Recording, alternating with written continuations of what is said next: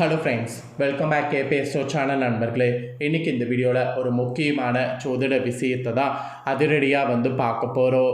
Actually என்ன ஜோதிட விஷயத்தை பார்க்க போகிறோம் அப்படிங்கிறத இன்ட்ரோவில் சொல்கிறேன், வாங்க பார்க்கவீங்க.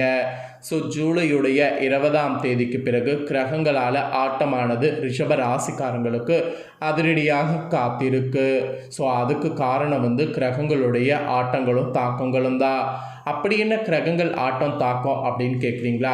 கிரகங்கள் பொறுத்த வரைக்கும் கிரகங்களால் தான் எல்லாமே நடக்குது அப்படிங்கிறது நம்ம ஃபஸ்ட்டு புரிஞ்சு தெரிஞ்சுக்கணும். நிறைய பேர் எல்லாமே விதினால் நடக்குது அப்படின்ட்டு நினைக்கிறோம். விதினால் எதுவுமே நடக்கலை, எல்லாமே கிரகங்களால் தான் நடக்குது. கிரகங்கள் ஒரே மாதிரி எப்பயுமே இருக்காது. ஒரு சில நேரம் அதிர்ஷ்டத்தை தர மாதிரி இருக்கும், அதே கிரகம் ஒரு சில நேரம் ஆபத்து தர மாதிரி இருக்கும். அதனால் கிரகம் எப்படி இருக்கோ அதை பொறுத்து பலன்கள் கிடைக்குங்கிறத புரிஞ்சு தெரிஞ்சு நடந்துக்கணும். அப்படி இப்போ முக்கியமான நவக்கிரகங்களில் ராஜாவாக கருதப்படக்கூடிய முதன்மை கிரகமான சூரியன் மிதுன ராசியிலிருந்து விலகி கடக ராசிக்கு வருகிறாரு. ஜூலை 17ஆம் தேதி வராரு. அவருடைய இந்த வருகை காரணமாக கிரக தாக்கங்கள் இன்னும் அதிகமாக ஏற்பட்டு ஒவ்வொரு ராசிக்காரங்களுக்கும் நிறைய மாற்றங்கள் ஏற்படும். அதில் ரிஷப ராசிக்காரங்களுக்கு என்ன மாதிரியான மாற்றம் ஏற்படும் அப்படிங்கிற முக்கியமான தகவல்களை தான் இந்த வீடியோவில் பார்க்க போகிறோம். நீங்கள் ரிஷப ராசிக்காரங்களாக இருந்தீங்கன்னா இந்த வீடியோ பார்த்தீங்கன்னா அந்த மாற்றத்தை நீங்கள் தெரிந்து கொள்ளலாம். ஆக்சுவலி இந்த மாற்றத்துக்கு தமிழ் மாதத்தில் ஆடி மாதம் என்று பெயர். இந்த ஆடி மாதம் சாதாரண மாதம் கிடையாது, மற்ற மாதங்களை காட்டிலும் அதிக சிறப்புடையது. ஆக்சுவலி இந்த ஆடி மாதத்தில் இத்தனை சிறப்புகள் இருக்கா அப்படிங்கிறது நீங்கள் எதிர்பார்க்காத அளவுக்கு இருக்குது. நீங்கள் தெரிந்து கொள்ளாமல் இருந்தீங்கன்னா முதல்ல நீங்கள் தெரிந்து கொள்ள வேண்டிய முக்கிய விசேஷங்கள் பற்றி நான் உங்களுக்கு ஷேர் பண்ணுறேன். அதை முதல்ல தெரிஞ்சுக்குங்க, கூடவே பலன்களை சொல்கிறேன், தெரிஞ்சுக்குங்க. ஆடி மாதத்தில் உலகம் முழுவதில் உள்ள அனைத்து அம்மன் கோவில்கள்லேயும் விழா எடுத்து பக்தர்கள் சிறப்பாக வழிபாடு செய்யணுங்கிறது தான் மெயின் கடமையாக வைத்திருக்கணும். ரிஷப ராசிக்காரங்க இதை நீங்கள் புரிஞ்சுக்குங்க.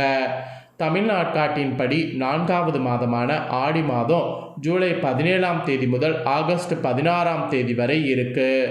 ஆன்மீகத்தில் இது சக்தி வழிபாட்டிற்கும் இயற்கைக்கும் விவசாயத்துக்கும் மிகவும் உகந்த ஒரு மாதமாக சொல்லப்படுது. இதில் ஒரு ஸ்பெஷல் என்னன்னா, சூரியன் வேறு திசையில் பயணம் செய்வார்.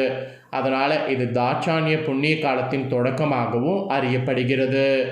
இந்த ஆடி மாதத்தில் தான் உலகம் முழுவதில் உள்ள அனைத்து அம்மன் கோவில்கள்லேயும் விழா எடுப்பது இருக்குது. ஸோ இந்த விழாவில் நாமளும் கலந்துக்கிறது ரொம்ப ரொம்ப நல்லது.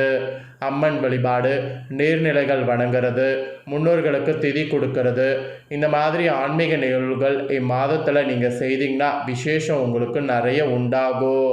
அதாவது இந்த மாதத்தில் அம்மன் வழிபாடு, அம்மன் கோவில்களில் கூழ் ஊற்றுறது, பொங்கல் வைக்கிறது, வேண்டுதல் நிறைவேற்றுறது, முன்னோர்களுக்கான திதி கொடுக்கறது, ஆடிப்பெருக்கில் முக்கிய விஷயம் செய்கிறது, இந்த மாதிரி நீங்கள் எதையும் மிஸ் பண்ணாமல் எல்லாத்தையுமே இந்த மாதத்தில் பயன்படுத்தணும்.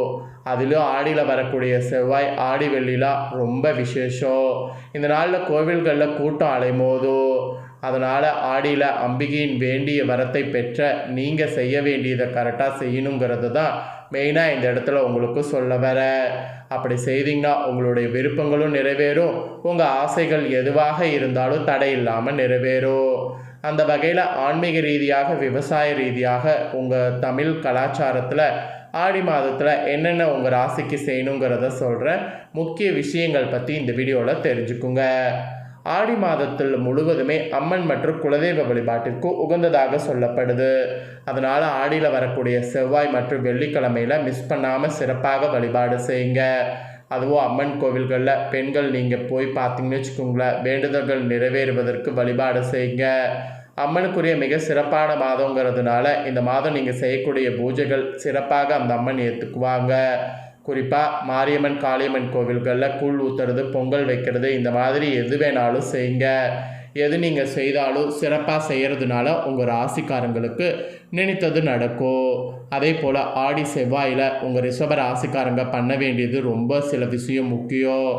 ஆடி மாதத்தில் வரக்கூடிய செவ்வாய்க்கிழமை உங்கள் ராசிக்கார பெண்கள், அதுவும் சுமங்கலி பெண்கள் மஞ்சள் பூசி குளிக்கணும். இது மாங்கல்ய பலம் கூடும் என்பது ஐதீகம். ஆடி செவ்வாயில் உங்கள் ராசிக்கார பெண்கள் ஔவையார் விரதம் இருந்தீங்கன்னா ரொம்ப சிறப்பு. இது கணவனின் ஆயுள், குழந்தை வரம், குடும்பத்தில் மகிழ்ச்சி நிலைக்க, திருமண வரம் கிடைக்க, இந்த மாதிரி நிறைய உங்களுக்கு நன்மை உண்டாகும்.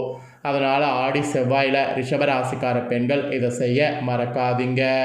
அதுக்கப்புறமேட்டு ஆடியில் வரக்கூடிய வெள்ளிக்கிழமை, ஆடி மாதம் வரக்கூடிய வெள்ளிக்கிழமையில் இனி சுமங்கலி பெண்களாக இருக்கக்கூடிய ரிஷபராசிக்காரங்க கணவரின் ஆயுள் நீடிக்கவும் தீர்க்க சுமங்கலி வரப்பெறவும் விரதம் இருக்கணும். ஆடி வெள்ளியில் நீங்கள் விரதம் இருக்கிறது முடியாட்டியும் அம்மனுக்கு பொங்கல் வைத்து வழிபாடு செய்யணும். அதனால் கணவருடைய ஆயுள் கூடும். மறக்காமல் ரிஷபராசிக்காரங்க செய்திடுங்க. அப்புறம் ஆடி கிருத்திகை, கார்த்திகை நட்சத்திரம் முருகப்பெருமானுக்கு உரியது. ஆடி மாத கிருத்திகை நட்சத்திரத்தில் விரதம் இருக்க துவங்கி 6 மாதங்கள் கிருத்திகை விரதம் இருந்து தை மாதம் வரக்கூடிய கிருத்திகை நட்சத்திரத்தில் முடிக்கணும். அப்படி உங்கள் ரிஷப ராசிக்காரங்க முடிச்சிங்கன்னா கண்டிப்பாக குழந்தை வரம் கிடைக்கும். ஆடி கிருத்திகை அன்னைக்கு தமிழகம் முழுவதும் உள்ள முருகன் கோவில்களில் சிறப்பு வழிபாடு நடைபெறும்.